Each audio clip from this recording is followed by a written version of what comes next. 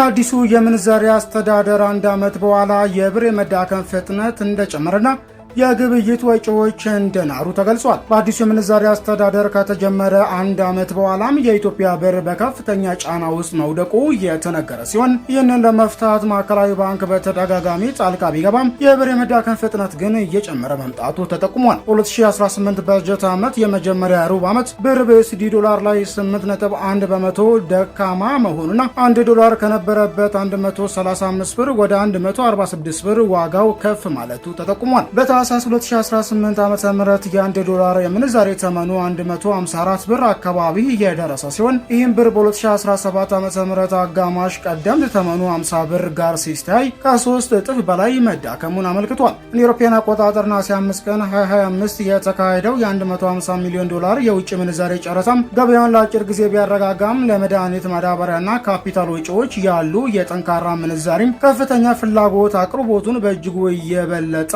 በመሆኑ የብር መዳከሙ ቀጥሏል። እስከ መስከረም 30 ቀን 2018 ዓ.ም ድረስ ዝቅተኛና ከፍተኛ የባንኮች የዶላር ግዢ ተመኖች ልዩነታቸው ከ14 ብር በላይ የደረሰ ሲሆን አማካይ የዕለታዊ የሽያጭና የግዢ ልዩነት ከ3.1 በመቶ ወደ 6.8 በመቶ በከፍተኛ ሁኔታ አድጓል። የኢትዮጵያ ኢኮኖሚክስ ማህበር ባወጣው ሪፖርት ይህ ጭማሪ የግብይት ወጪዎች መጨመርና በባንኮች መካከል ያለውን የትርፍ ማግኛ ዕድል መገደቡን ያመለክታል ብሏል። ተንታኞች እንዲህ ያሉ ሁኔታዎች አስመጪዎችና ላኪዎች ላይ አደጋዎችን ከመጨመራቸው ባሻገር ምንዛሬ የመሰብሰብ ዝንባሌን እንደሚያበረታቱና የካፒታል ወጪን ሊያንጸባርቁ እንደሚችል አስጠንቅቀዋል።